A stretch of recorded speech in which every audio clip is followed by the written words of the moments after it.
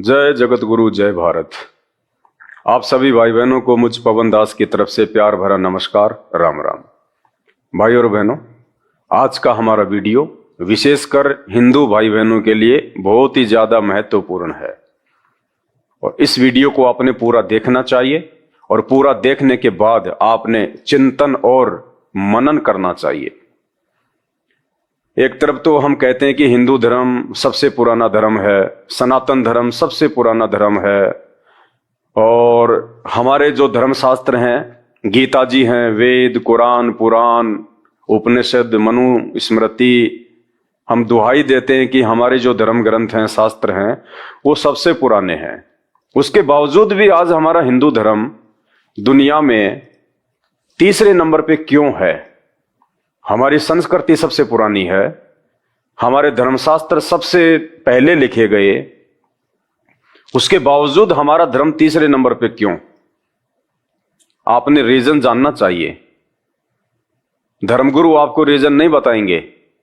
धर्मगुरुओं ने यदि आपको रीजन बता दिया, कारण बता दिया हिंदू धर्म के पूरे विश्व में तीसरे नंबर पे होने का, तो उनका जो रोजगार है वो उनके हाथ से चला जाएगा। और उनका रोजगार क्या है? इन्हीं धर्मशास्त्रों की आड़ में, गीता जी की आड़ में, भागवत की आड़ में, वेदों की आड़ में, पुराणों की आड़ में अपने और अपने परिवार का पेट पालन। तो हमारे धर्मगुरु आपको वास्तविक कारण नहीं बताएंगे कि हिंदू धर्म आज तीसरे नंबर पर क्यों है, जबकि हमारी संस्कृति सबसे पुरानी, हमारे धर्मशास्त्र सबसे पुराने। आज पूरे विश्व में ईसाई धर्म सबसे पहले नंबर पे है। पूरी दुनिया की 31% पॉपुलेशन आज ईसाई धर्म को मानती है, जबकि बाइबल तो 2000 साल पहले लिखी गई है। ईसा मसीह तो लगभग 2500 वर्ष के आसपास आए थे, फिर भी आज ईसाई धर्म दुनिया का सबसे टॉप धर्म। दूसरे नंबर पे इस्लाम धर्म का नंबर आता है, जबकि मोहम्मद साहब तो 1400 या 1500 साल पहले आए थे। ये कुरान शरीफ ये 1400 या 1500 वर्ष पहले लिखी गई है और फिर भी वो धर्म दुनिया के दूसरे नंबर पे है। 24% लोग पूरी दुनिया के इस्लाम को मानते हैं और तीसरे नंबर पे वो धर्म जिस धर्म की पुस्तकें सबसे पहले लिखी गई, जिस धर्म की सभ्यता और संस्कृति सबसे पुरानी, फिर भी आज पूरी दुनिया में मात्र 14% लोग हिंदू हैं। केवल 14%। बड़े शर्म की बात है, डूब के मरने की बात है। ये कारण आपको धर्मगुरुओं ने नहीं बताया। क्यों नहीं बताया? उनका रोजगार छिन जाता है। कारण क्या है?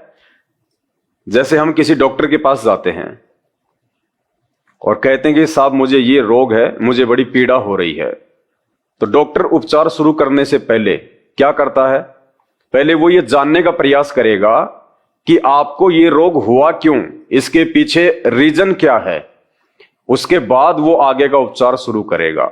तो आप सभी हिंदू भाई बहनों को, सभी सनातन के मानने वालों को ये वीडियो बहुत ध्यान से सुनना चाहिए, जो आज आपको ये बताएगा कि हिंदू धर्म के विश्व में तीसरे नंबर पे होने का मुख्य कारण क्या है, क्यों हम इतने नीचे चले गए।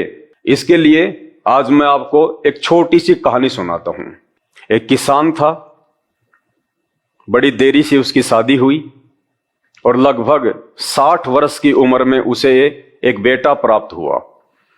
बेटा जब 8-10 वर्ष का हुआ तो उस किसान की मृत्यु का समय नजदीक आ गया।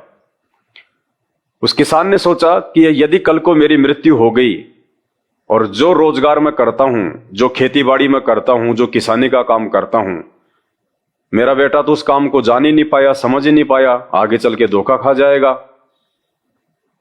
तो उसने सोचा क्यों ना मैं एक पुस्तक लिख देता हूं और उस पुस्तक में मैं वो सारी बातें लिख देता हूं जो किसानी से संबंधित हैं। कौन सी फसल किस समय बीजनी है, कब उसके अंदर पानी देना है, ये सारी बातें मैं उसमें लिख देता हूं, ताकि जब मेरा बच्चा बड़ा होगा तो मेरे द्वारा लिखी गई इस पुस्तक को देखकर, पढ़कर वो आसानी से ये काम कर सकता है, वो धोखा नहीं खाएगा। ये सोचकर उस किसान ने एक पुस्तक लिख दी और कुछ समय बाद में उसकी मृत्यु हो जाती है। अब आप मुझे बताइए, बड़ा होने के बाद जब उस बच्चे ने वो किसानी का काम शुरू करना होगा और उसके पिता के द्वारा जो नियम लिख दिए गए हैं, जो जानकारी लिख दी गई है फार्मिंग के विषय में, यदि वो बच्चा उस पुस्तक में लिखी गई बातों के विपरीत किसानी के काम को करेगा तो क्या वो बच्चा जीवन में सफल होगा? कभी नहीं हो पाएगा। यदि वो बच्चा रबी की फसल के बजाय खरीफ की फसल का बीज डालेगा, जिस समय गेहूं का बीज डालने का समय है उस समय यदि वो बाजरा डालेगा, तो क्या वो बच्चा कभी उस फार्मिंग के काम में सफल हो सकता है? कभी नहीं हो पाएगा। उस बच्चे ने वैसा ही करना पड़ेगा यदि वो सफल होना चाहता है, तो जैसा उसके पिता ने उस पुस्तक में लिखा है। अन्यथा वो बच्चा जिंदगी में कभी भी किसानी के काम में सफलता प्राप्त नहीं कर सकता और अच्छी फसल ना होने के चलते वो बच्चा दिन ब दिन निर्धन होता चला जाएगा। भाई और बहनों, यही कारण है हिंदू धर्म के तीसरे नंबर पे होने का। जिन्हें हम अपना बाप मानते हैं, जिन्हें हम अपना भगवान मानते हैं, अपना इष्ट मानते हैं, किसे? श्री कृष्ण जी को। कौन से क्षेत्र का? आध्यात्मिक क्षेत्र का।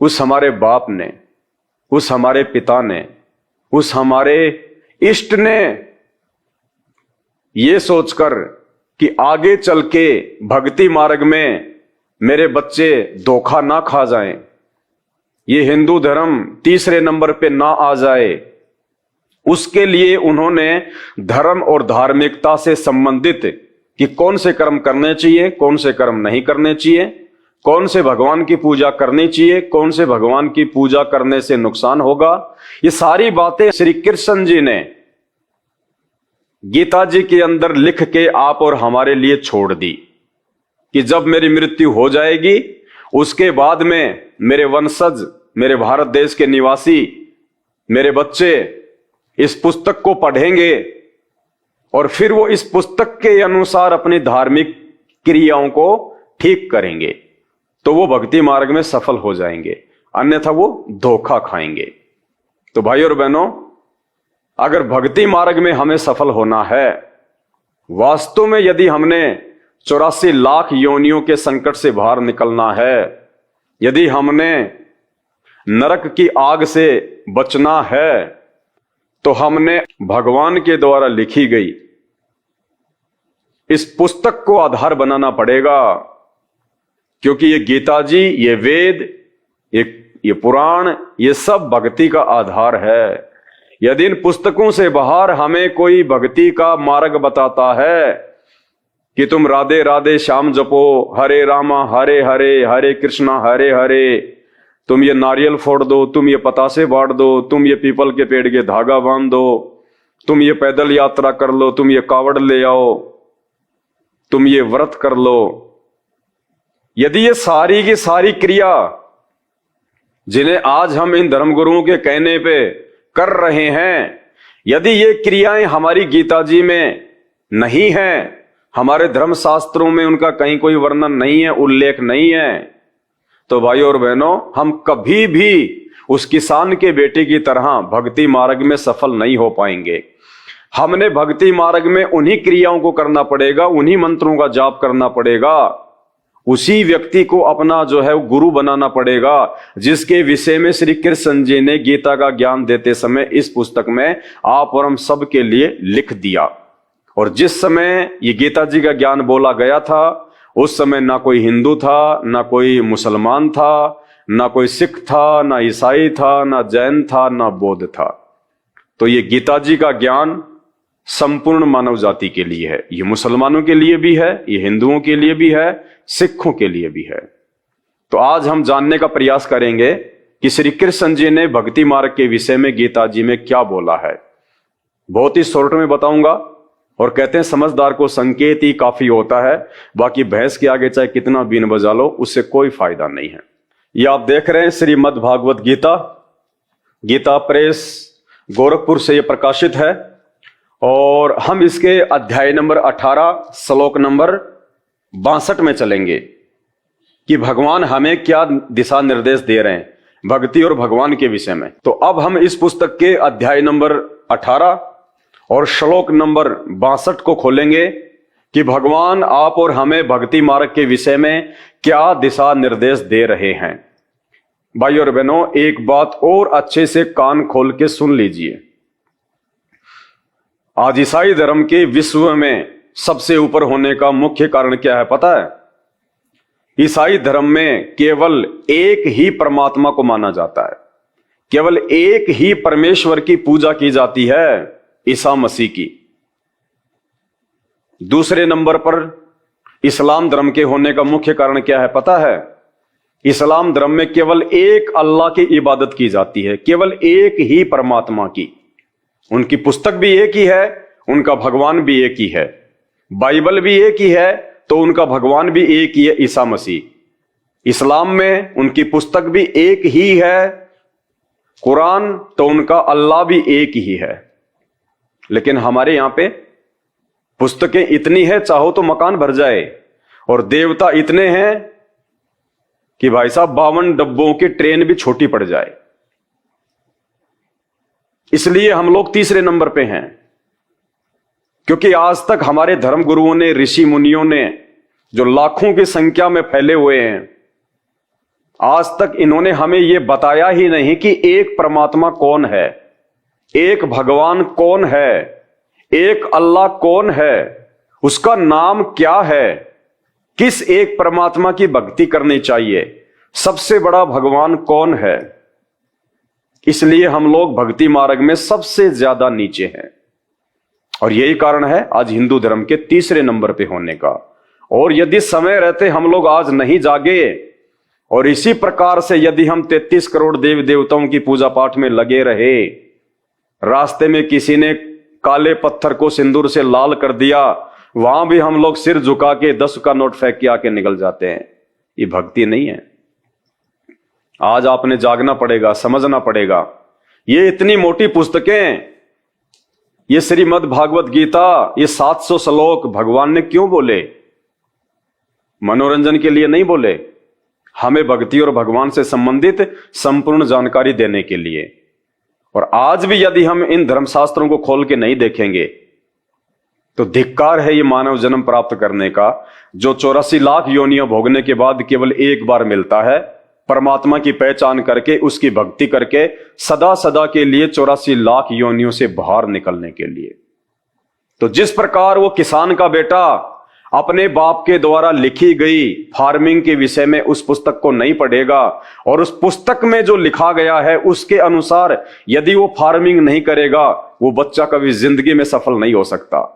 ठीक इसी प्रकार श्री कृष्ण जी ने, भगवान ने जो पुस्तक लिखी है, जो इन्होंने ज्ञान दिया है गीता जी का, यदि हम उनके अनुसार भक्ति क्रिया नहीं करेंगे, और किसी भी ऐरे गहरे नत्थु बहरे छोटे मोटे बाबा जी ने, गुरु जी ने, धर्म गुरु ने, शंकराचार्य ने, 1000 की 8 की उपाधि लेके बैठे संत महंतों ने हमें जो भी भक्ति मार्ग का पाठ पढ़ा दिया मनमाना, उसको हम फॉलो करते हुए जा रहे हैं, तो कहां से भक्ति बनेगी, कहां से भगवान मिलेगा? तो क्या कहा श्री कृष्ण जी ने? गीता जी अध्याय नंबर 18 को ध्यान से पढ़िए। ये एक बहुत बड़ी मेहर हुई है आज भारत देश पे, समस्त मानव जाति पे, कि आज इस मद् भागवत गीता को सही तरीके से पढ़ाने वाला हमें वो गुरु मिल गया, धर्म गुरु मिल गया। तो आगे का हम वीडियो शुरू करें उससे पहले उस धर्म गुरु की वंदना करेंगे, उनका जयकारा लगाएंगे। परमपिता परमात्मा, सारी सृष्टि के रचनहार, कुल मालिक, असंख्य ब्रह्मांडों के स्वामी, जगत गुरु, तीनों लोकों में प्रवेश करके सबका पालन पोषण करने वाले राजाधिराज, आत्माधार, नाथों के नाथ, देवों के देव महादेव, सर्वेश्वर महेश्वर, मृत्युंजय, अजरो अमर, आदि अनादि सनातनी प्रभु, जगत पिता जगदीश्वर, 1008 की उपाधि के वास्तविक अधिकारी अकाल मूर्त शब्द स्वरूपी राम प्रथम पूजे, परम संत, परम पुरुष, परम दयालु, परम धनी, हक्का कबीर, सत्य कबीर, वासुदेव, सर्वगतम ब्रह्म, अल्लाह अकबर, अल्लाह ताला, जगत का तारणहार, जगत का मुक्तिदाता, संत शिरोमणि सतगुरु रामपाल जी भगवान के चरण कमल में आप और हम सभी भाई बहनों का अनंत कोटि दंडवत प्रणाम।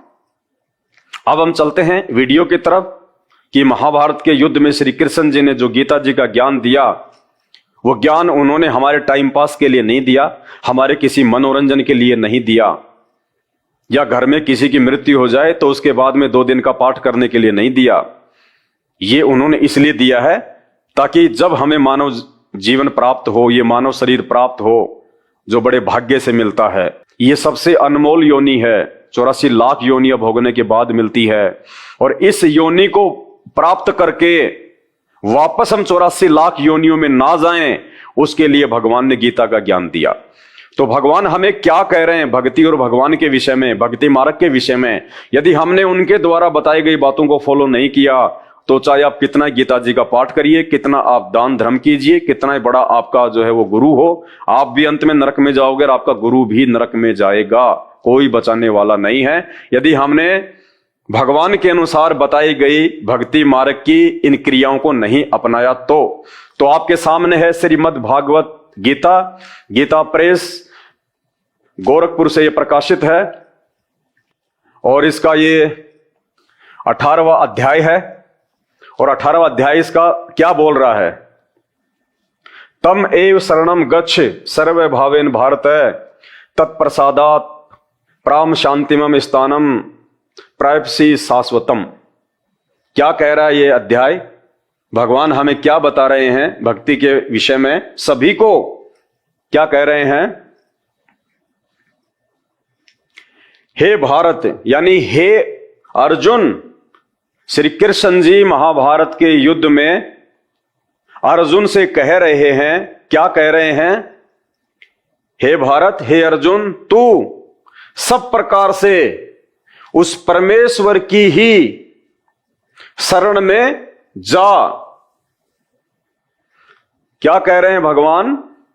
हे अर्जुन, तू सब प्रकार से उस परमेश्वर की ही शरण में जा।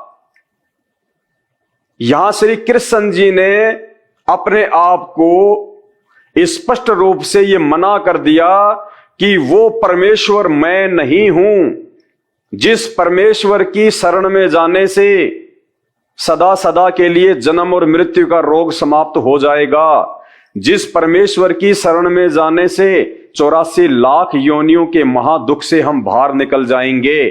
श्री कृष्ण जी कह रहे हैं कि वो परमेश्वर मैं नहीं हूं। वो परमेश्वर यदि श्री कृष्ण जी होते तो अर्जुन को इस अध्याय में ये ना कहते कि हे अर्जुन, तू सब प्रकार से उस परमेश्वर की ही शरण में जा। यानी वो पूर्ण परमात्मा, वो पूर्ण परमेश्वर जो भक्ति के योग्य है, जिसको हम अल्लाह कहते हैं, जिसको हम सनातन भगवान कहते हैं, उसकी तरफ अर्जुन को जाने के लिए श्री कृष्ण जी यहां पे स्वयं संकेत कर रहे हैं आपकी आंखों के सामने। हे भारत, तू सब प्रकार से उस परमेश्वर की ही शरण में जा। फिर क्या होगा? उस परमात्मा की कृपा से ही तू उस परमात्मा की अपने से अन्य को कह रहे हैं श्री कृष्ण जी, खुद को परमात्मा नहीं बता रहे, अपने से अलग किसी और परमात्मा की तरफ संकेत कर रहे हैं। और क्या कह रहे हैं? उस परमात्मा की कृपा से ही तू परम शांति को तथा सनातन परम धाम को प्राप्त होगा। हे अर्जुन, उस परमात्मा की दया से ही तू परम शांति को और सनातन परम धाम, सनातन यानी सदा रहने वाला, परम यानी सबसे ऊपर वाला, और धाम यानी लोक कि हे अर्जुन, तू सब प्रकार से उस एक परमेश्वर की शरण में जा। यानी वो एक परमेश्वर श्री कृष्ण जी नहीं हैं। श्री कृष्ण जी अगर वो एक परमेश्वर होते तो अर्जुन को ये कह देते कि मैं तेरे सामने खड़ा हूं, वो परमात्मा आ जा मेरी शरण में। लेकिन यहां श्री कृष्ण जी अर्जुन को किसी और परमात्मा की तरफ संकेत कर रहे हैं कि जब तक तू उसकी शरण में नहीं जाएगा तब तक ना तो तू कभी शांति को प्राप्त होगा और ना ही तू कभी उस परम धाम को प्राप्त कर पाएगा, जिस परम धाम में जाने के बाद में फिर जीव कभी लौटकर वापस संसार में नहीं आता, जन्म और मरण में नहीं आता, गधा और कुत्ता बनने के लिए वापस नहीं आता। तो भाई और बहनों, ये गीता अध्याय नंबर 18 श्लोक नंबर 62। आप सभी भाई बहन शिक्षित हैं, अनपढ़ नहीं हैं। और ये शास्त्र इसीलिए आज दिए हैं परमात्मा ने आप और हमको सभी भाषाओं में। और इन शास्त्रों को पढ़ने के लिए जो ज्ञान चाहिए, जो शिक्षा चाहिए, वो भी परमात्मा ने हमारे को इन 50 वर्षों में ही दी है, क्योंकि ये भक्ति का युग है। इस समय हम लोग उस परमात्मा को प्राप्त कर सकते हैं।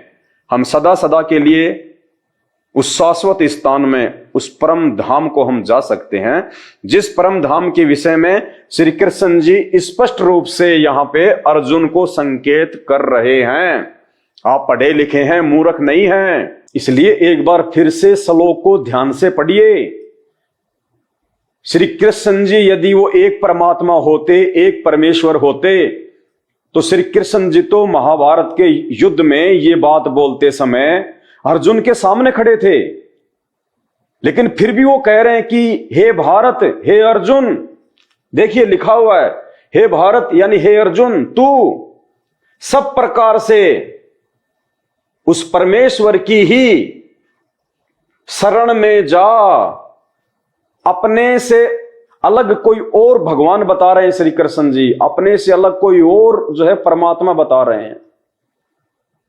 वो परमात्मा कौन है? जब तक हमें उस परमात्मा का नाम, गांव और पता मालूम नहीं होगा, तब तक हमारी भक्ति शुरू भी नहीं हो सकती। श्री कृष्ण जी ने खुद को भगवान मान के पूजने से मना कर दिया, क्योंकि वो किसी और की तरफ इशारा कर रहे हैं। आप हॉस्पिटल में जाओ किसी अपने रिश्तेदार को लेके जिसको भयंकर रोग है, और हॉस्पिटल में जाते डॉक्टर उसको चेक करके कहे कि भाई साहब मेरे बस की बात नहीं है, यदि तुम सब प्रकार से इसके हर एक रोग से मुक्ति चाहते हो और शांति चाहते हो तो किसी और डॉक्टर की शरण में जाओ। इसका मतलब वो डॉक्टर तो फेल हो गया। उस डॉक्टर ने अपने आप को जो है छोटा साबित कर दिया कि जो रोग इसको है वो रोग काटना मेरे बस की बात नहीं है, तुम्हें किसी और की शरण में जाना पड़ेगा, किसी और हॉस्पिटल में जाना पड़ेगा। तो श्री कृष्ण जी हमारा ये जन्म मरण का रोग नहीं काट सकते, क्योंकि श्री कृष्ण जी यानी श्री विष्णु जी तो खुद जन्म और मरण के रोगी हैं। इसलिए अर्जुन को कह रहे हैं, सच्ची बात बता रहे हैं कि हे भारत, तू सब प्रकार से उस परमेश्वर की ही शरण में जा। उस परमात्मा की कृपा से ही तू परम शांति को तथा सनातन परम धाम को प्राप्त होगा। अब यदि कोई श्री कृष्ण जी के आगे अगरबत्ती जलाता है, घंटी बजाता है, राधे राधे करता है, हरे रामा हरे कृष्णा बोलता है, श्री कृष्ण जी की मूर्ति को अपने घर में लाके रखता है, उसी को भगवान मानता है, तो भाई श्री कृष्ण जी की इसमें कोई गलती नहीं है। क्योंकि यहां श्री कृष्ण जी ने अपनी पूजा के लिए स्पष्ट रूप से मना कर दिया, ये कह के कि अर्जुन तू सब प्रकार से उस परमेश्वर की शरण में जा और उसकी कृपा से ही तू शांति को और परम धाम को प्राप्त होगा। श्री कृष्ण जी ने फाइनल कर दिया कि मेरे बस की बात नहीं है तेरा जन्म मरण का रोग काटना, तुझे गधा कुत्ता सूअर बनाने से बचाना, मेरे बस की बात नहीं है। अब कौन है वो परमात्मा?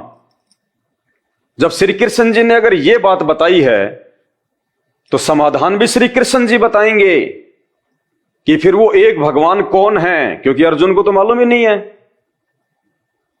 अब श्री कृष्ण जी ही बताएंगे ये बात भी कि वो एक परमात्मा कौन है, कहां मिलेगा, क्या उसका नाम है और कैसे उसकी जानकारी प्राप्त हो। ये भी तो भगवान का ही काम है ना फिर बताना। अगर उन्होंने रास्ता बता दिया, उन्होंने ये बात बोल दी डॉक्टर ने कि भैया ये रोग काटना मेरे बस की बात नहीं है, मैं इतना बड़ा डॉक्टर नहीं हूं, अगर तुझे इसका ये रोग संपूर्ण रूप से कटवाना है तो किसी जो है दूसरे डॉक्टर की जो है वो शरण में जा।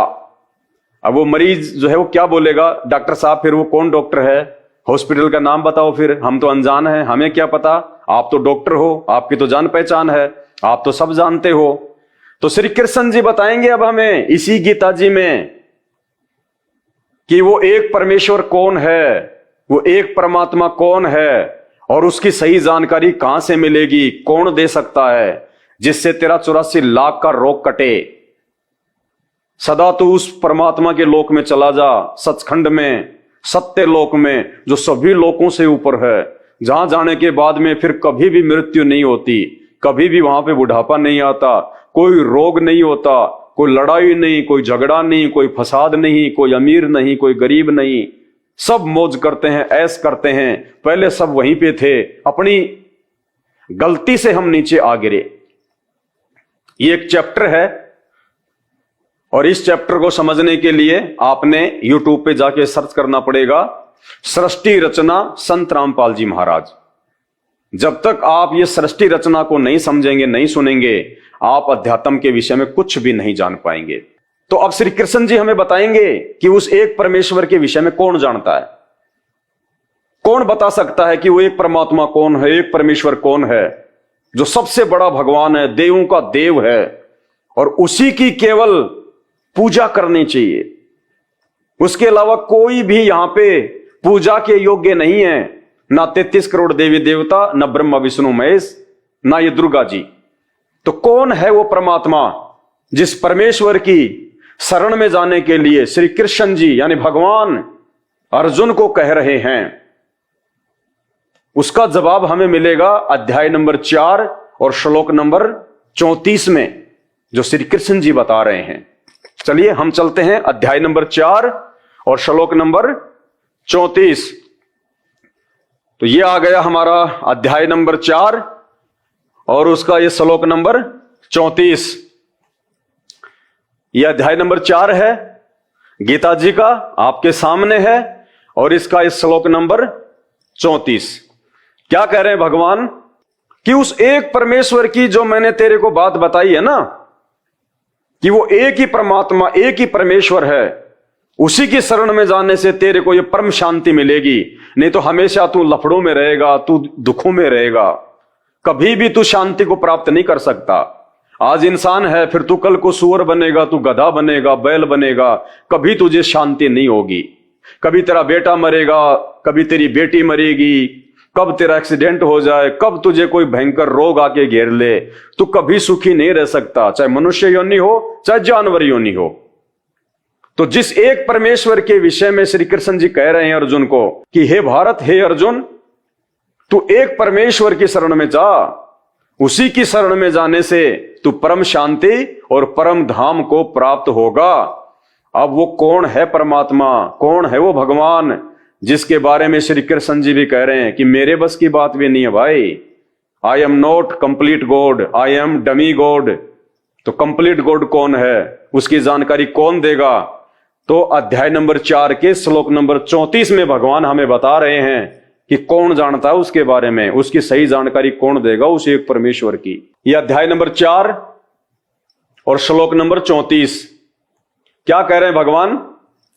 उस ज्ञान को, कौन से ज्ञान को?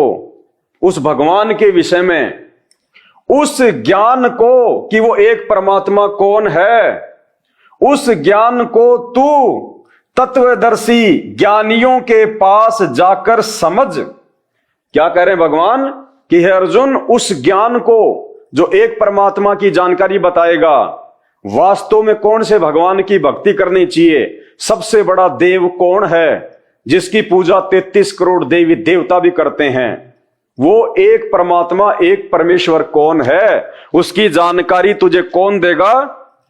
उस ज्ञान को तू तत्वदर्शी ज्ञानियों के पास जाकर समझ। हे अर्जुन, वो ज्ञान मुझे नहीं है। भगवान कह रहे हैं गीता का ज्ञान देते समय कि अर्जुन, वो ज्ञान मुझे भी नहीं है।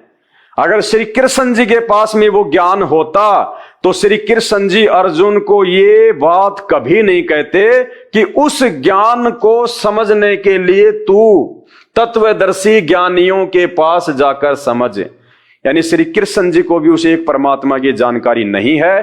श्री कृष्ण जी ने ऑप्शन दे दिया अर्जुन को कि अगर तुझे उस एक परमात्मा के बारे में जानना है, जिसकी पूजा, जिसकी भक्ति करने से हमारा जन्म मरण का रोग समाप्त होगा और हम सदा सदा के लिए उस परम धाम को प्राप्त हो जाएंगे, उसकी जानकारी कौन देगा? तत्वदर्शी संत।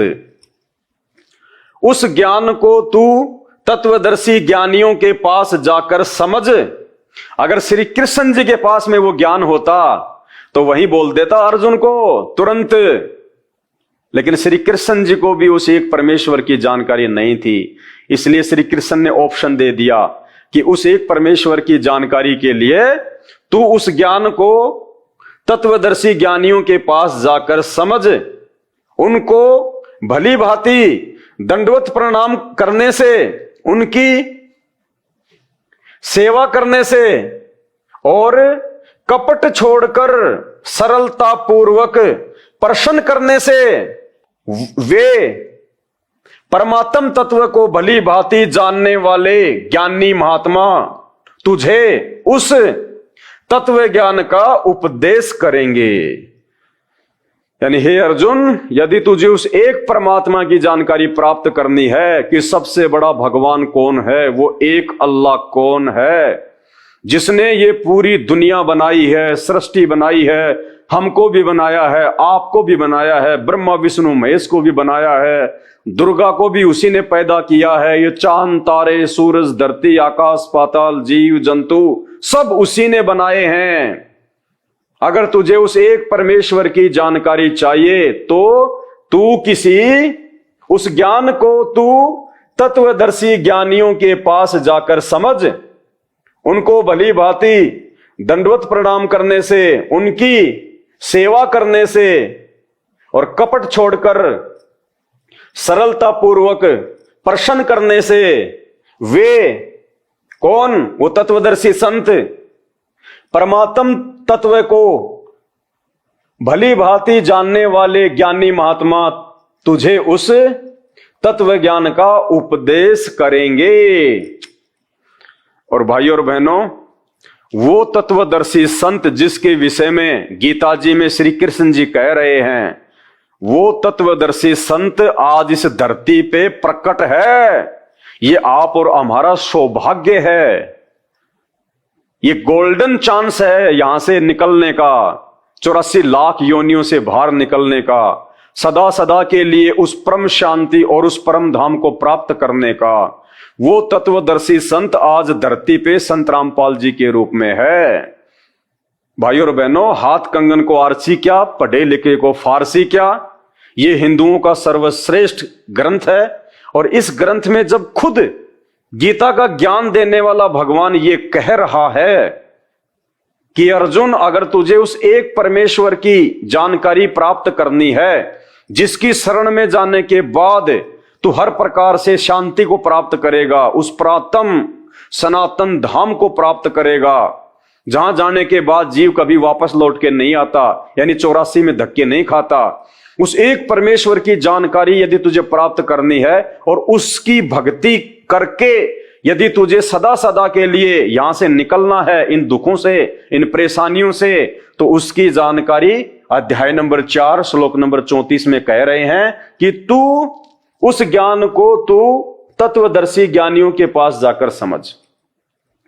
और वो तत्वदर्शी संत, वो तत्वदर्शी ज्ञानी जो आज उस एक परमेश्वर की जानकारी बता रहा है सन 1994 से, इस धरती पर एकमात्र वो तत्वदर्शी संत, वो ज्ञानी महात्मा संत रामपाल जी हैं।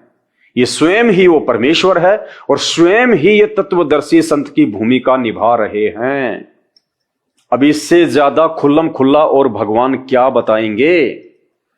ये बात आज 5000 साल से ऊपर हो गया गीता जी को लिखे हुए। हमारे इन नकली और पाखंडी धर्म गुरुओं ने आज तक नहीं बताई। ये बात भी उस तत्वदर्शी संत ने ही आके बताई। ये संत रामपाल जी ने ही ये गीता जी खोल के दिखाया और बताया कि भाई तुम्हारे भगवान क्या कह रहे हैं, श्री कृष्ण जी क्या कह रहे हैं और तुम क्या कर रहे हो। श्री कृष्ण जी तो कह रहे हैं कि मेरे पास में वो ज्ञान नहीं है, अगर होता तो वो दे देते उसी समय। तत्वदर्शी संत के बारे में क्यों बोलते? और खुद ही यदि वो भगवान होते, जो भगवान जन्म और मरण को समाप्त कर दे, जो 84 लाख योनियों के दुख से आत्मा को बाहर निकाल दे, तो अध्याय 18 के श्लोक नंबर 62 में श्री कृष्ण जी ये कभी नहीं कहते कि अर्जुन उस एक परमेश्वर की तू शरण में जा। अगर वो ही भगवान होते, वो ही परमेश्वर होते, तो कह देते मैं खड़ा तेरे सामने वो एक परमेश्वर।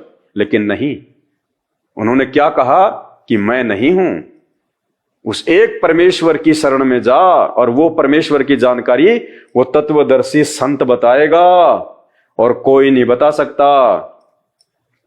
यदि आपने इस हिसाब से अपनी भक्ति शुरू नहीं की, यदि आपने सबसे पहले उस तत्वदर्शी संत के सत्संग सुन के निर्णय करके फिर उनसे नाम उपदेश लेके और उनके द्वारा बताई गई वो भक्ति यदि आपने नहीं की, तो आप जिंदगी में 84 लाख योनियों के दुख से बाहर नहीं निकल सकते। क्योंकि श्री कृष्ण जी ने सबसे उत्तम ज्ञान दे दिया और श्री कृष्ण जी के बताए अनुसार यदि हम नहीं करेंगे तो हम तो भगवान की उल्लंघना कर रहे हैं। हमें तो श्री कृष्ण जी वाला लाभ भी नहीं मिलेगा, क्योंकि हम तो श्री कृष्ण जी की बात को भी काट रहे हैं और हम तो मनमुखी होके श्री कृष्ण जी को ही पूजने लग गए, ब्रह्मा विष्णु महेश को ही पूजने लग गए, 33 करोड़ देवी देवताओं को पूजने लग गए, भैरव भूतों की पूजा करने लग गए, माई मसाणी की पूजा करने लग गए। फिर तो गीता जी क्या करें? फिर हम इसका गीता जी के अनुसार तो हम चल ही नहीं रहे। श्री कृष्ण जी हमें क्या कह रहे हैं और हम क्या कर रहे हैं? राधे राधे श्याम मिला दे, राधे राधे श्याम मिला दे, हरे रामा हरे कृष्णा, हरे रामा हरे कृष्णा। अरे राधे कहां से श्याम मिला देगी? वो श्याम, वो श्री कृष्ण जी तो खुद कह रहा है कि मेरे पास में कुछ नहीं है, तू उस एक परमात्मा की शरण में जा और उस परमात्मा की जानकारी तुझे वो तत्वदर्शी संत देगा, मेरे पास भी नहीं है। तो भाइयों, कैसे ये हिंदू धर्म दुनिया का नंबर 1 धर्म बन जाएगा?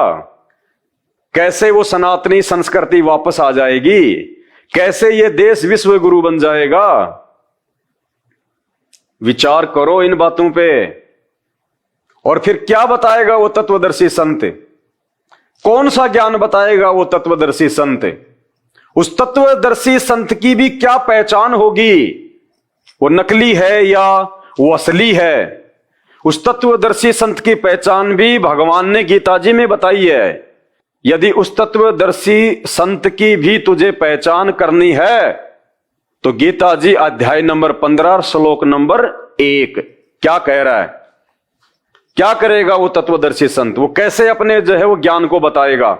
ये देखिए, ये गीता जी अध्याय नंबर 15 और ये श्लोक नंबर 1।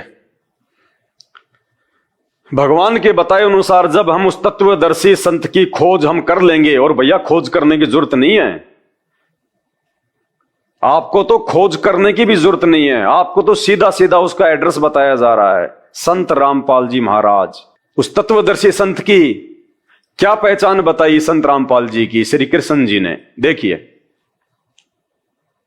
ऊर्ध्व मूलम अधः शाखम अश्वत्थम प्राहु अव्यम छंदासी यस्य प्रणनानि ये तम वेद च स वेद विद। क्या पहचान होगी उसकी? वो क्या ज्ञान बताएगा? आदि पुरुष परमेश्वर मूल वाले और ब्रह्मा रूप मुख्य शाखा वाले जिस संसार रूप पीपल के पेड़ को, वृक्ष को यानी पेड़ को, पीपल के पेड़ को अविनाशी कहते हैं, तथा वेद जिसके पत्ते कहे गए हैं, उस उस संसार रूप वृक्ष को जो पुरुष, जो ज्ञानी, जो महात्मा मूल सहित यानी उसकी जड़ से लेके उसके पत्तों तक जो पूरा का पूरा विवरण दे दे, जो पुरुष मूल सहित तत्व से जानता है, वह वेद के तात्पर्य को जानने वाला है। क्या कहा श्री कृष्ण जी ने उस तत्वदर्शी संत की पहचान के विषय में कि संसार रूपी पीपल के पेड़ के सभी भागों को, कि उसकी जड़ कौन है, उसके पत्ते कौन है, उसकी डारियां कौन है और उसके वो टहनी कौन है, जो पुरुष, जो महात्मा उस पूरे आध्यात्मिक पीपल के पेड़ के सभी भागों को जो तत्व से बता दे, वो तत्वदर्शी संत होगा।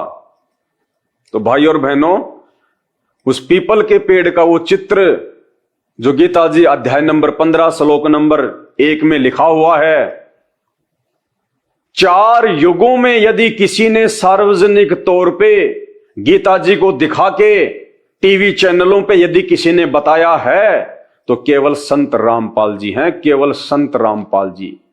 क्योंकि गीता जी में भगवान ने अर्जुन को उस तत्वदर्शी संत की यही पहचान बताई है कि उस तत्वदर्शी संत की यही पहचान होगी जो तुझे एक परमात्मा की जानकारी देगा, जो तुझे असली भक्ति देगा, कि वो संसार रूपी पीपल के वृक्ष के सभी विभागों को सही सही बता देगा, पूरी सृष्टि रचना को बता देगा कि देव कौन है, महादेव कौन है, ब्रह्मा विष्णु महेश कौन है, आप और हम कौन हैं, और वो पूर्ण परमात्मा कौन है। तो देखिए वो पीपल का पेड़ जो संत रामपाल जी ने शास्त्रों से खोल के बताया है, उसका चित्र बना के हमें समझाने के लिए, ये देखिए भाई बहनों, गीता जी अध्याय नंबर 15 और श्लोक नंबर 1 के अनुसार भगवान ने जिस तत्वदर्शी संत की पहचान बताई है कि वो तत्वदर्शी संत होगा, वो ज्ञानी महात्मा होगा जो तुझे एक परमेश्वर की जानकारी बताएगा, जो तुझे एक भगवान की भक्ति बताएगा, और उसी के बताए अनुसार पूजा पाठ करने से, भक्ति करने से, दान पुण्य करने से तू उस परम शांति को और उस परम धाम को प्राप्त होगा। ये गीता जी का सर्वश्रेष्ठ ज्ञान है।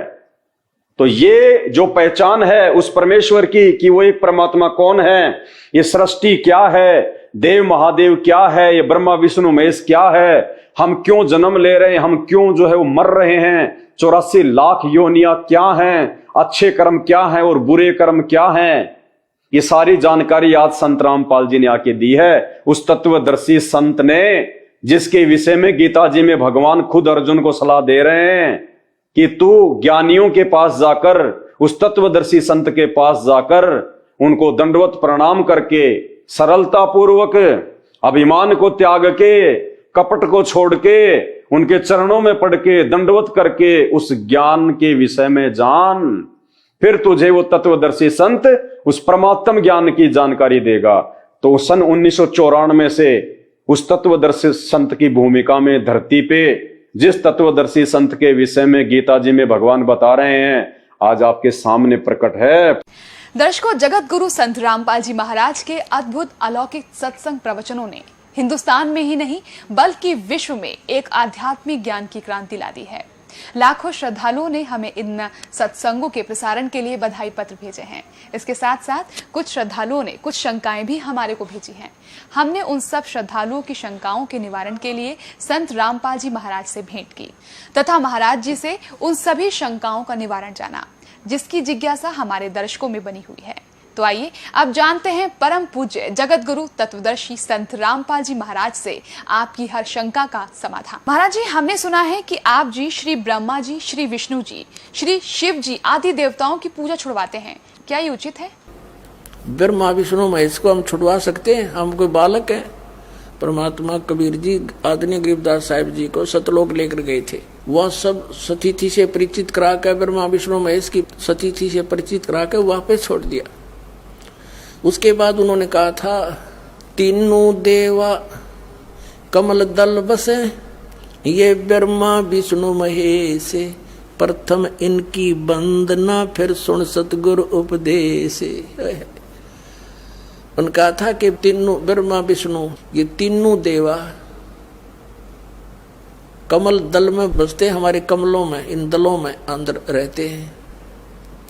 और प्रथम इनकी वंदना, ये मंत्र जो करते हैं हम इनकी साधना करते हैं। और फिर सुन सतगुरु उपदेश, सतगुरु के ज्ञान को सुनो और उसका पूरा कंप्लीट कोर्स लो, तब ये बात बनेगी।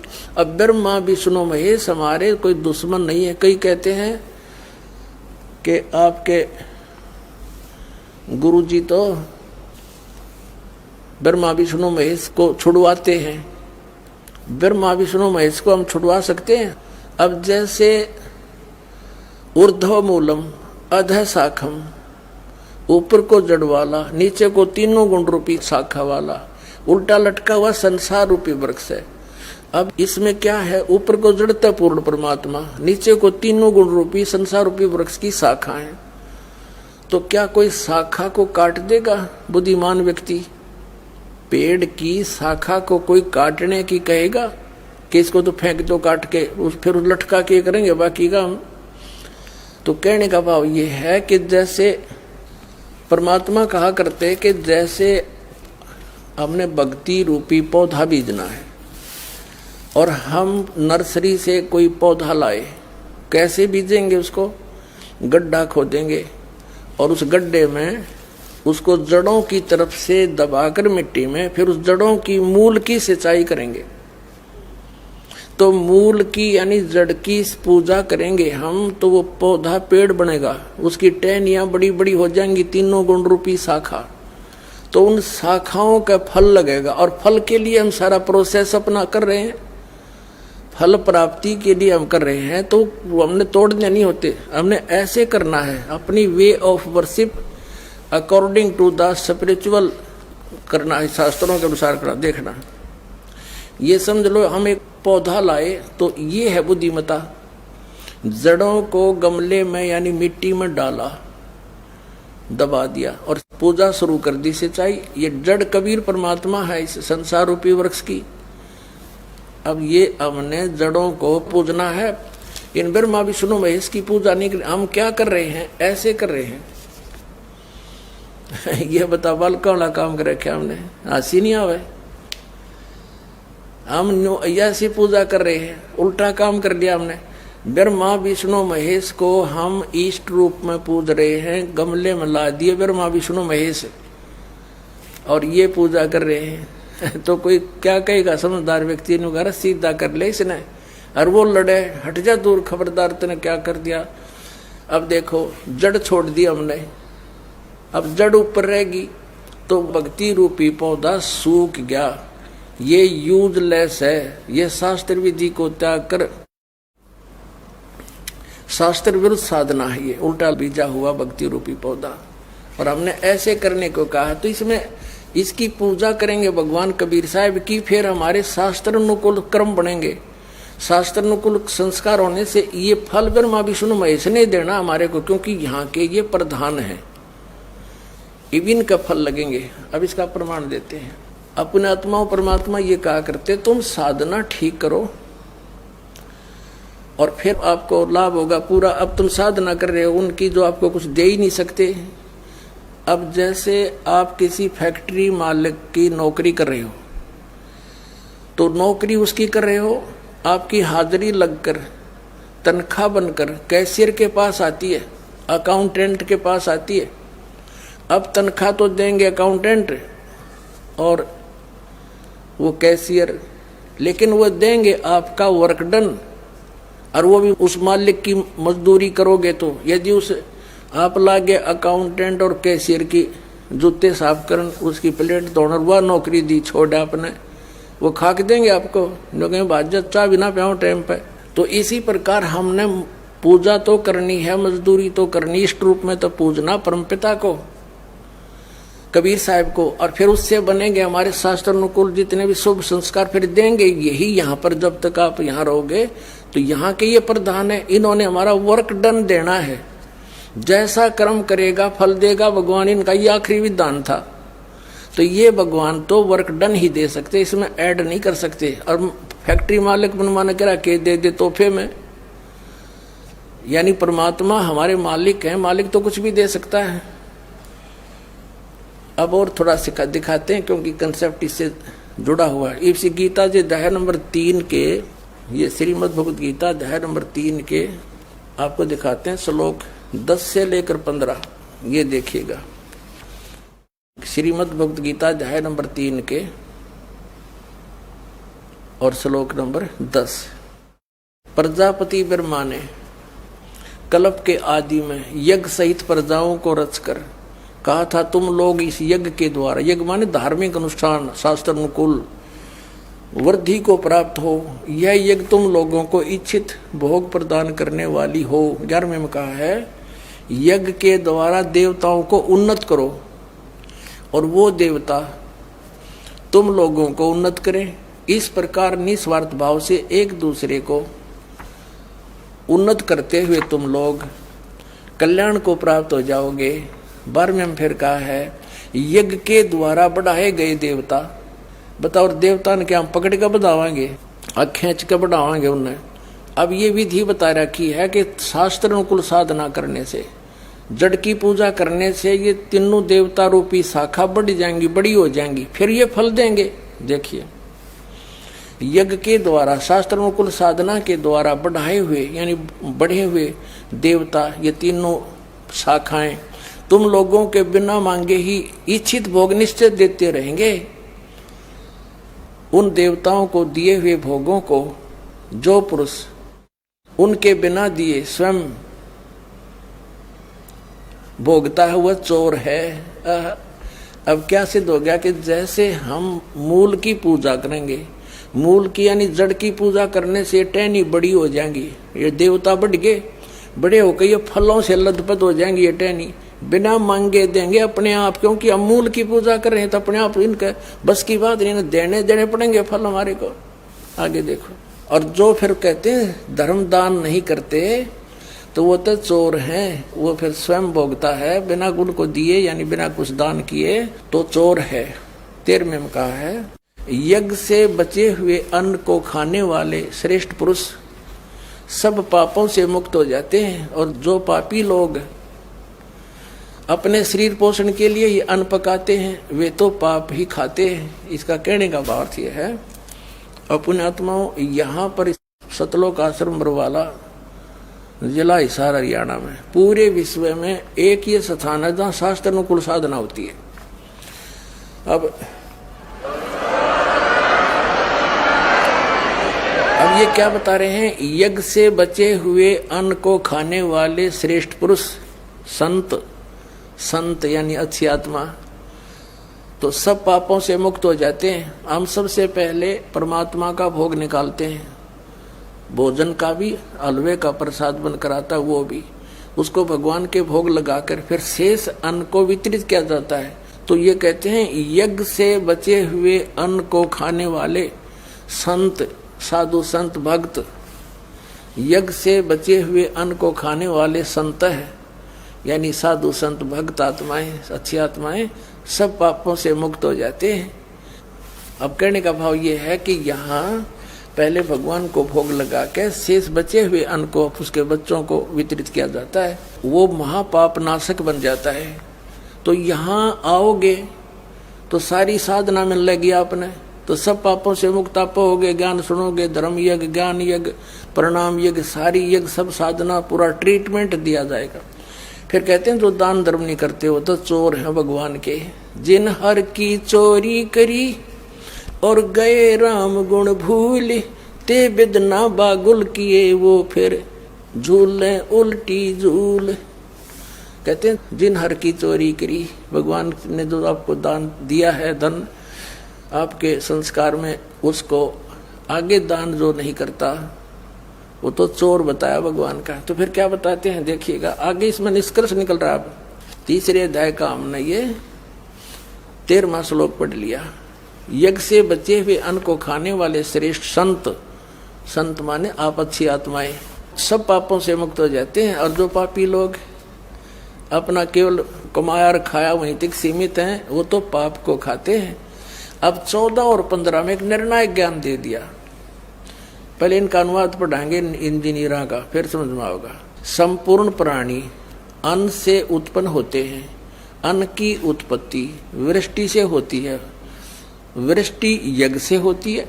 यज्ञ इसका अर्थ शास्त्र अनुकूल कर्मों से जो होता है वो विहित कर्मों से उत्पन्न होने वाले हैं, यज्ञ यानी धार्मिक अनुष्ठान। और कर्म समुदाय को तो ब्रह्मो उद्भवम, इन्होंने ब्रह्म का अर्थ वेद कर दिया है। कोई बात हुई? ब्रह्म का अर्थ वेद कर दिया। ये लिखना था कि देखो हम यहाँ पर आए इस काल के लोक में, तो हमने कर्म करके ही मिलेगा, ना कति नहीं मिले। तो कहते हैं ये कर्म लगाए ब्रह्म ने बनाया विधान यहाँ का, और ब्रह्म की उत्पत्ति हुई परम अक्षर ब्रह्म से, उस परमात्मा से, सच्चिदानंद घन ब्रह्म से। इसका अर्थ तो ये है, लेकिन इन अज्ञानियों ने कुछ ज्ञान तो था नहीं, सारे उल्टे अडंगे अड़ा दिए। ये देखिएगा, कर्म समुदाय को तू वेद से उत्पन्न नहीं, ब्रह्म से उत्पन्न हुए। और ब्रह्म अक्षरम उद्भवम अविनाशी परमात्मा से, यहाँ ब्रह्म लिखना था, ब्रह्म ये काल अविनाशी परमात्मा से उत्पन्न हुआ जान। इससे सिद्ध होता है कि सर्वगतम ब्रह्म, सर्वगतम माने सर्वव्यापी परमात्मा, सबका मालिक, सदा ही यज्ञों में प्रतिष्ठित है। वो इष्ट रूप में पूज्य है, वही प्रतिष्ठित है सभी यज्ञों में, उसको इष्ट मानकर पूजा करनी चाहिए। इसका निष्कर्ष ये निकल गया। अब हम उस परमात्मा को इष्ट मानकर पूजा करेंगे तो हमारी शास्त्र अनुकूल साधना होगी।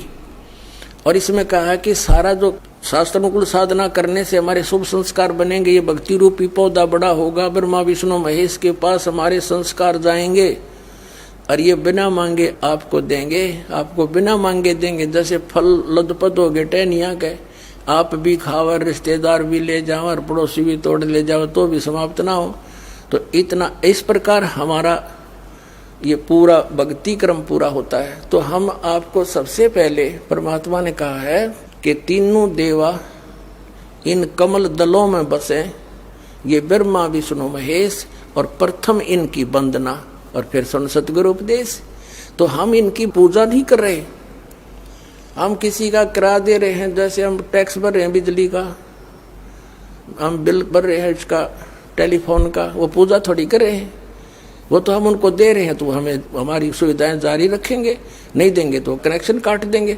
तो हम शास्त्र अनुकूल साधना कंप्लीट कोर्स ना करके अपनी अपनी डफली पीट रहे हैं, जिस कारण से हम परमात्मा से मिलने वाली साधना से वंचित होकर के हम नास्तिक होते जा रहे थे। अब परमात्मा ने दया करी आपके ऊपर और इस दास के ऊपर। इस दास को बनाया वो तत्वदर्शी संत, और जो ज्ञान परमात्मा 600 वर्ष पहले छुपा गए थे खजाना, इस दास को चाबी दे दी। अब दास ने खोल दिया उसके बच्चों के सामने, अब खाओ और खर्चो, चलो सतलोक में।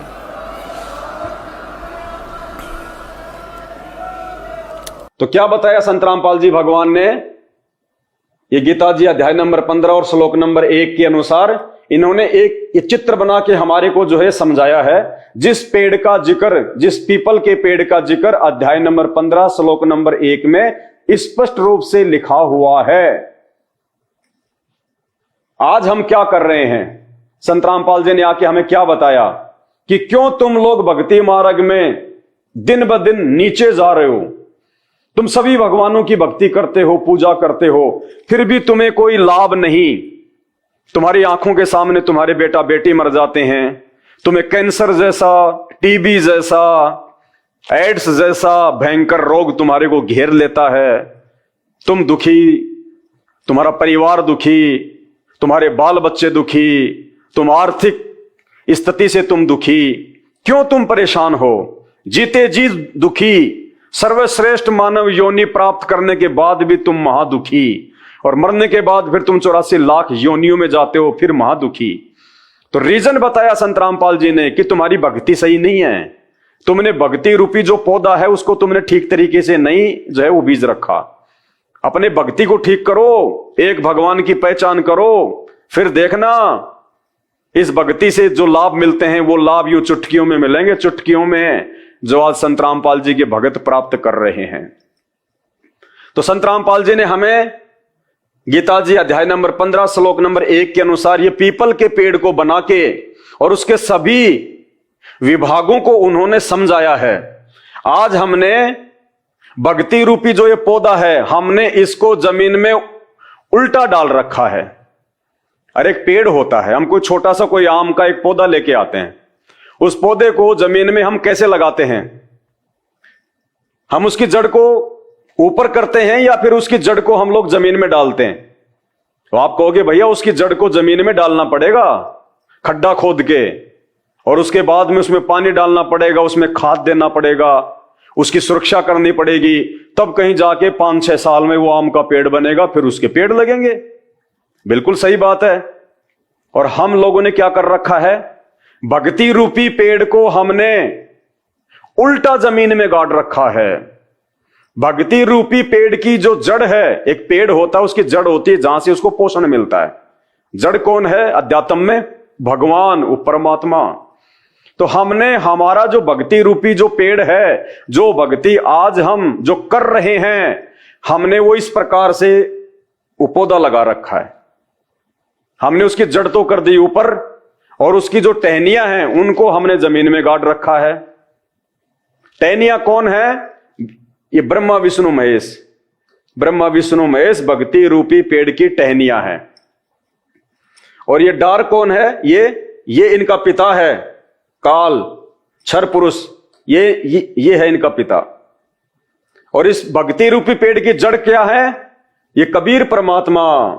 वेद जिसके विषय में चीख रहे हैं कि वो एक परमात्मा, एक भगवान, जो मुर्दे को जिंदा कर दे, अंधे को आंख दे दे, जो कोढ़ी को काया दे दे, निर्धन को जो माया दे दे, सारे सुख दे दे, और अंत में मोक्ष कर दे, 84 लाख योनियों से बाहर निकाल दे, वो एक परमात्मा इस भक्ति रूपी पेड़ की जड़ है। ये जहां से सबको पोषण मिलता है, जो तीनों लोकों में जो प्रवेश करके सबका पालन पोषण करता है, वो जड़ रूपी ये परमात्मा है।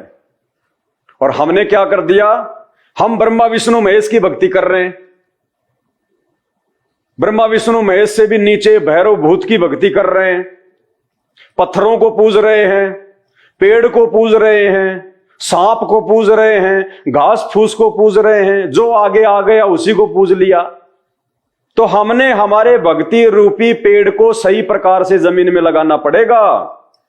जब तक हम इस भक्ति रूपी पेड़ को सही तरीके से नहीं लगाएंगे, जो ये जड़ है, जब तक हम इस पौधे को सही करके और हम इसको सही प्रकार से जो है वो जमीन में नहीं डालेंगे, और फिर इसमें खाद बीज नहीं डालेंगे, इसके अंदर पानी नहीं डालेंगे, तब तक ये पौधा सही तरीके से परिपक्व नहीं होगा।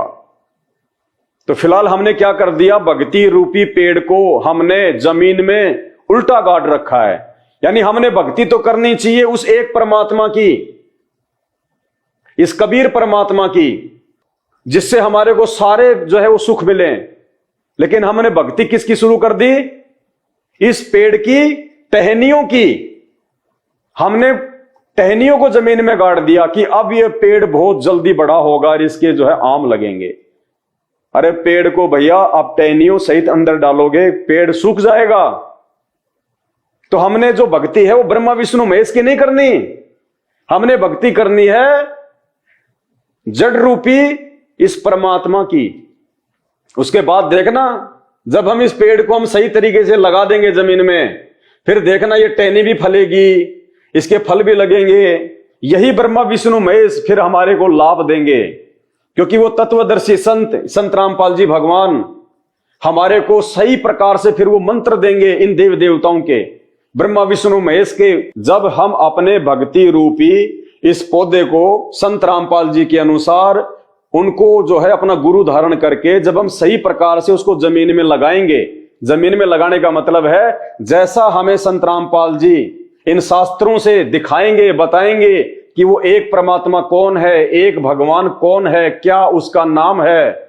जब तक हम उस एक भगवान की संत रामपाल जी को अपना गुरु बना के, और जब संत रामपाल जी हमें वो मंत्र देंगे उस अनुसार जब तक हम साधना नहीं करेंगे, हम कभी भी भक्ति मार्ग में सफल नहीं हो सकते। और इसी प्रकार से हम दुखी होते रहेंगे, हम परेशान होते रहेंगे। जैसा कि आज आम हिंदुस्तानी 90% लोग हिंदुस्तान में जो सभी देवी देवताओं की पूजा करते हैं फिर भी महादुखी, सारे दुख, आंखों के आगे बेटा बेटी मर रहे हैं, काम धंधे उनके फेल हो रहे हैं, कोई हारी बीमारी से परेशान है, हॉस्पिटल भरे पड़े हैं। क्यों? अरे भक्ति से तो सुख होते हैं। भक्ति करते करते यदि आपके ऊपर दुख आ रहे हैं तो आपकी भक्ति सही नहीं है, आपका भक्ति करने का वो तरीका सही नहीं है, आप जिसकी भक्ति कर रहे हैं वो भगवान सही नहीं है। तो गीता जी हमें जो अमर संदेश दे रही है, श्री कृष्ण जी ने जो बताया अर्जुन के माध्यम से आप और हमें, कि भैया जब तक तू उस एक परमात्मा की भक्ति नहीं करेगा, जब तक तू उस एक परमात्मा की शरण में नहीं जाएगा, तब तक तुझे कोई शांति नहीं हो सकती। और उस एक परमात्मा की जानकारी गीता जी अध्याय 4 श्लोक नंबर 34 में वो तत्वदर्शी संत बताएगा। और उस तत्वदर्शी संत की क्या पहचान होगी? गीता अध्याय नंबर 15 श्लोक नंबर 1, कि वो भक्ति रूपी पेड़ का वो चित्र बना के और तुझे सही प्रकार से समझाएगा कि भक्ति कौन से भगवान की करनी चाहिए। ब्रह्मा विष्णु महेश से ऊपर तो उनका पिता है, उसकी मां है दुर्गा और शैतान, उससे ऊपर है ये परमात्मा, सबसे ऊपर। जब हम इस एक परमात्मा की भक्ति शुरू करेंगे, संत रामपाल जी को अपना गुरु बना के, उसके बाद देखना, उसके बाद जब आम के पौधे को जब हम सही प्रकार से जमीन में लगा देंगे और जब हम उसकी रखवाली करेंगे, समय पे उसमें खाद डालेंगे, उसके अंदर वो पानी डालेंगे, फिर देखना 5 साल में कैसे वो पेड़ तैयार होता है। और फिर इतने आम लगेंगे, इतने फल लगेंगे, आप भी खाओ, रिश्तेदार भी ले जाओ, फिर भी लदपद रहेंगे। और वर्तमान में हमने क्या कर रखा है? भक्ति रूपी आम के पौधे की जड़ तो हमने ऊपर कर रखी है और जो उसकी टहनियां हैं उनको हमने जमीन में गाड़ रखा है, और उसमें हम लोग जो है वो पानी डाल रहे हैं कि ये पेड़ बनेगा, ये पेड़ बनेगा। नहीं, पेड़ को सही तरीके से लगाएंगे तभी वो फलेगा, तभी वो फल देगा। तो आज हम जितने भी भारतवासी हैं या विश्व में जितने भी व्यक्ति हैं जिन्होंने अभी तक संत रामपाल जी के सत्संग सुनना शुरू नहीं किया और जिन्होंने संत रामपाल जी को भक्ति मार्ग में अपना गुरु धारण नहीं किया, वो व्यक्ति अपना भक्ति रूपी आम का पौधा उल्टा लगा रखा उसने जड़ तो ऊपर कर रखी है और टहनियों को यानी देवी देवताओं को जमीन में गाड़ के फिर उनके अंदर वो पानी डाल रहा है। कभी भक्ति सफल नहीं होगी, कभी वो पेड़ नहीं फलेगा। हमने पेड़ को सीधा करना पड़ेगा, जड़ को हमने जमीन में डालना पड़ेगा, उसके बाद वो टहनियां, वो ब्रह्मा विष्णु महेश, फिर उनके आम लगेंगे, क्योंकि हमारी विधि सही हो गई, हमारा भक्ति का मार्ग सही हो गया। और ये भक्ति का मार्ग गीता जी के अनुसार अभी आपको दिखा दिया, इसमें लिखा हुआ है, आप खुद भी मार्केट से लाके आप इसको देख लेना और फिर सवाल करना अपने धर्मगुरुओं से, जिनके पीछे आप आंख बंद करके बैठे हो, अपना जीवन बर्बाद कर रहे हो, कि गुरुदेव ये गीता जी अध्याय 18 श्लोक नंबर 62 क्या कह रहा है? ये श्री कृष्ण जी तो कह रहे हैं कि तू एक परमात्मा की शरण में जा। अरे अगर श्री कृष्ण जी परमात्मा होते तो किसी दूसरे परमात्मा की शरण में जाने के लिए क्यों बोलेगा? और फिर उस एक परमात्मा की जानकारी श्री कृष्ण जी को भी नहीं है, उसके लिए कह रहा कि अर्जुन उस एक परमात्मा की जानकारी के लिए गीता अध्याय 4 श्लोक नंबर 34 में कह रहा है कि तू किसी तत्वदर्शी संत की खोज कर, वो तत्वदर्शी संत तुझे बताएगा कि एक परमात्मा कौन है, भक्ति क्या है। तो भाइयों, आप और हमारा सौभाग्य है, ये परम सौभाग्य है, आज वो एक तत्वदर्शी संत रामपाल जी हैं जो धरती पे आए हुए हैं, हम सबको ये अनमोल ज्ञान दे रहे हैं। और जब तक हम संत रामपाल जी के सत्संग सुनना शुरू नहीं करेंगे और विशेषकर उनके द्वारा बताई गई सृष्टि रचना को हम नहीं पढ़ेंगे, नहीं समझेंगे, तब तक हम किसी भी धर्म ग्रंथ को नहीं समझ पाएंगे। और उसके बाद देखना ये देश कैसे अध्यात्म में सीढ़ी दर सीढ़ी, सीढ़ी दर सीढ़ी, सभी धर्मों से ऊपर, सभी धर्मों से ऊपर वापस वही सनातन संस्कृति, वही सनातन सभ्यता, वही हमारा देश पूरे विश्व में विश्व गुरु के नाम से विख्यात होगा। क्योंकि जो भी कुछ होता है यहां पे भक्ति से होता है। हमारा देश जब कभी पहले धर्मगुरु था, विश्व गुरु था, तो हमारे देश को उस समय धर्मगुरु साइंस ने नहीं बनाया, वैज्ञानिकों ने नहीं बनाया था, राजनीति या राजनेताओं ने नहीं बनाया था, धर्म गुरुओं ने बनाया था, ऋषि मुनियों ने बनाया था। तो आज भी अगर ये देश विश्व गुरु बनेगा, धर्म गुरु बनेगा और बनेगा तो सिर्फ और सिर्फ संत रामपाल जी की भक्ति के बदौलत बनेगा। और कोई नहीं है इस देश को धर्मगुरु बनाने वाला, विश्व गुरु बनाने वाला। और अगर आपको विश्वास नहीं है तो ये ब्रह्मा विष्णु महेश जी को कहां तक का ज्ञान है? जिस ब्रह्मा विष्णु महेश के विषय में हम कहते हैं, हमारे ये नकली धर्मगुरु हमें रात दिन ये पाठ पढ़ाते हैं कि ब्रह्मा जी ने पूरी सृष्टि बनाई है, ब्रह्मा विष्णु महेश से बढ़ के कोई नहीं है। वो ब्रह्मा विष्णु महेश को भी खुद ज्ञान नहीं है सृष्टि का। इसीलिए तो भगवान ने, विष्णु जी ने, इसीलिए तो गीता जी में कहा है कि अर्जुन तू उस एक परमात्मा की शरण में जा, एक परमात्मा की जो है उस शरण में। तो श्री कृष्ण जी को हो चाहे विष्णु जी को हो, बात एक ही है। तो ब्रह्मा विष्णु महेश को भी ज्ञान नहीं है। अपनी आंखों से देख लो एक बार, थोड़ा सा दिखाऊंगा बस, समझदार को संकेत ही काफी होता है। ये देखिए आपकी आंखों के सामने श्रीमद् देवी भागवत सचित्र मोटा टाइप गीता प्रेस गोरखपुर से यह प्रकाशित है और इसका पेज नंबर है 130। तीसरा स्कंद है। नारद जी, जिस ब्रह्मा जी के विषय में हमारे धर्मगुरु कहते हैं कि ब्रह्मा जी ने सृष्टि बनाई है, ब्रह्मा जी को तो खुद नहीं पता कि सृष्टि जो है किसने बनाई है।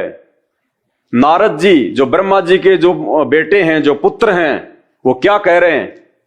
नारद जी कहते हैं, व्यास जी प्राचीन समय की बात है, यही संदेह मेरे हृदय में भी उत्पन्न हो गया था। कौन सा संदेह? कि ये सृष्टि का रचयिता कौन है, किसने बनाई है ये दुनिया, एक भगवान कौन है, सबसे बड़ा भगवान कौन है। नारद जी कह रहे हैं व्यास जी से कि एक समय मेरे मन में भी ये संदेह हो गया था और फिर मैं अपने पिताजी के पास गया, ब्रह्मा जी के पास में। देखना, नारद जी कहते हैं व्यास जी प्राचीन समय की बात है, ये संदेह मेरे हृदय में भी उत्पन्न हो गया था। तब मैं अपने पिता अमित तेजस्वी ब्रह्मा जी के स्थान पर गया और उनसे इस समय जिस विषय में तुम मुझसे पूछ रहे हो उसी विषय में मैंने पूछा। मैंने कहा, यानी नारद जी ने कहा, पिताजी ये संपूर्ण ब्रह्मांड कहां से उत्पन्न हुआ? यानी नारद जी को भी नहीं पता। नारद जी अपने पिताजी से पूछ रहे हैं, ब्रह्मा जी से क्या कह रहे हैं? मैंने कहा पिताजी ये संपूर्ण ब्रह्मांड कहां से उत्पन्न हुआ है? विभो आपने सम्यक प्रकार से इसकी रचना की है अथवा विष्णु इस विश्व के रचयिता हैं। नारद जी कह रहे हैं कि पिताजी आपने दुनिया बनाई है या फिर भगवान विष्णु ने बनाई है, या शंकर ने इसकी सृष्टि की है, या फिर शंकर भगवान ने बनाई है दुनिया। सृष्टि का रचयिता कौन है? जगत प्रभु आप विश्व की आत्मा हैं, सच्ची बात बताने की कृपया करें। नारद जी कह रहे हैं अपने पिताजी को, ब्रह्मा जी को, कि आप झूठ मत बोलना, मुझे ये सच्ची बात बताओ कि ये जो सृष्टि है, ये जो दुनिया है, ये जो ब्रह्मांड है, ये आपने बनाए हैं या भगवान विष्णु ने बनाए हैं या फिर शंकर जी ने बनाए हैं? आप विश्व के आत्मा हैं, सच्ची बात बताने की कृपा करें। किन देवताओं की पूजा करनी चाहिए? नारद जी कह रहे हैं कौन से देवता की पूजा करनी चाहिए? जबकि नारद जी तो हमेशा देवताओं के बीच में रहते हैं। नारद जी को भी नहीं पता कि ब्रह्मा की पूजा करनी चाहिए या विष्णु की करनी चाहिए या फिर शंकर जी की करनी चाहिए। ये तो नारद जी कह रहे हैं भाइयों और बहनों, नारद जी। जब नारद जी को इस बात का नहीं पता है कि कौन से भगवान की पूजा करनी चाहिए, तो हमारे यहाँ के धर्मगुरुओं को कहां से पता चल जाएगा? इन शंकराचार्यों को कहां से जो है वो पता चलेगा? इसीलिए तो भगवान ने कहा है गीता जी में, भगवान ने किसी शंकराचार्य की तरफ संकेत नहीं किया। भगवान क्या कह रहे हैं? अगर तुझे उस एक परमात्मा की जानकारी प्राप्त करनी है अर्जुन, तो किसी तत्वदर्शी संत की शरण में जा, उसकी खोज कर। तो नारद जी को भी नहीं पता, जबकि ये तो ब्रह्मा विष्णु महेश के बीच में रहते हैं। जगत प्रभु आप विश्व की आत्मा हैं, सच्ची बात बताने की कृपा करें। किन देवताओं की पूजा करनी चाहिए तथा कौन देवता सबसे बड़े एवं सर्वसमर्थ हैं और कौन सा देवता सबसे बड़ा है, सबसे ज्यादा शक्तिशाली है?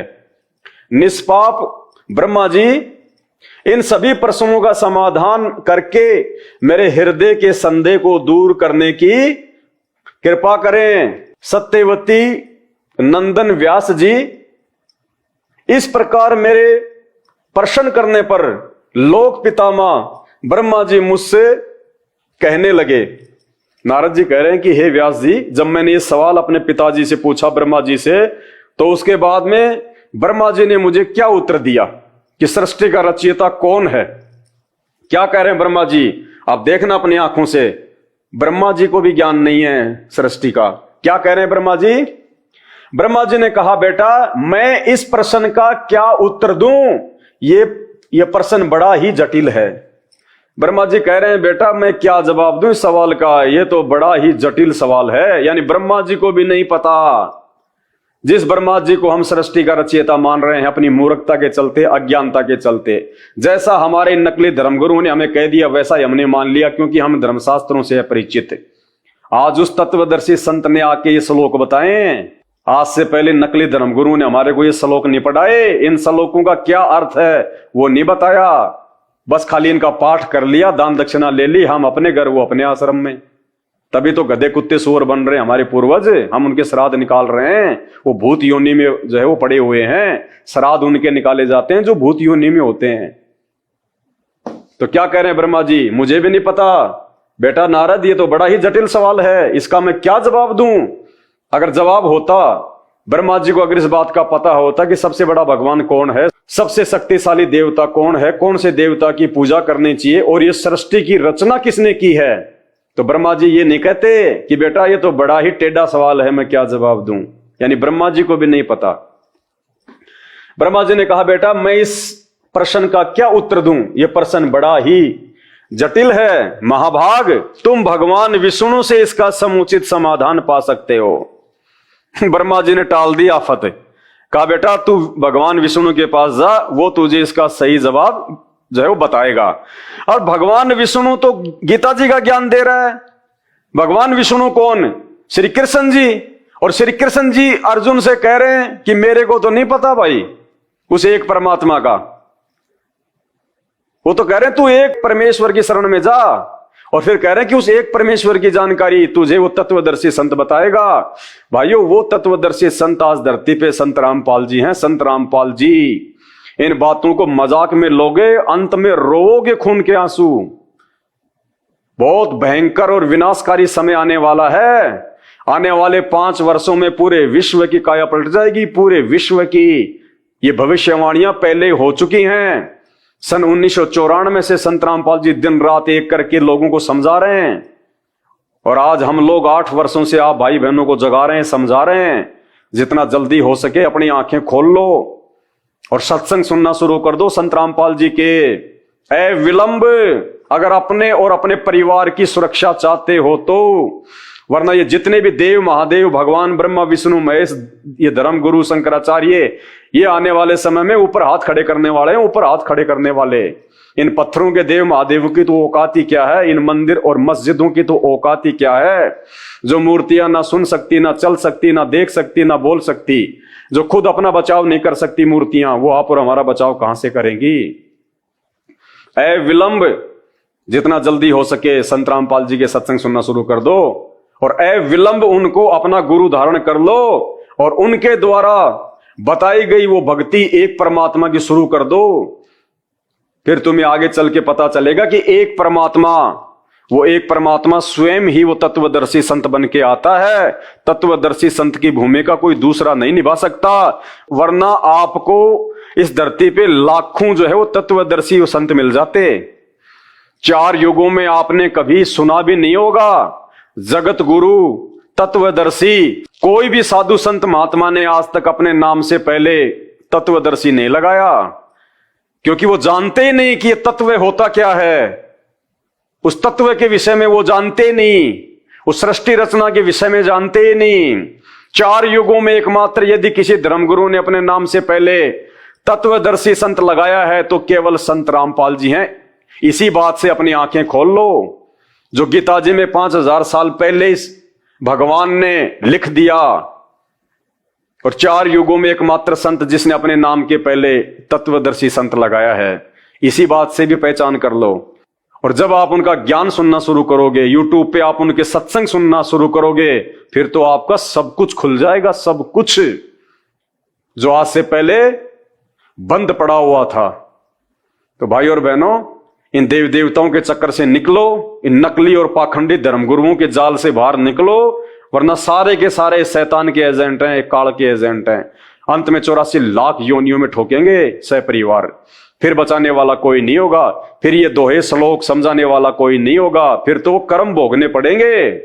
कर्म, इन कर्मों से यदि कोई निकाल सकता है बाहर, यदि कोई छुटकारा दिलवा सकता है आज अपनी भक्ति से, तो केवल संत रामपाल जी हैं धरती पे, दूसरा कोई नहीं है। इसी के साथ आज का वीडियो एंड करता हूं। आगे फिर परमपिता परमेश्वर सतगुरु रामपाल जी भगवान के आशीर्वाद से जो भी जानकारी बन पड़ेगी आप जी तक पहुंचाऊंगा। मानना या न मानना ये आपके अपने भाग्य के ऊपर है। बंदी छोड़ सतगुरु रामपाल जी भगवान की जय हो।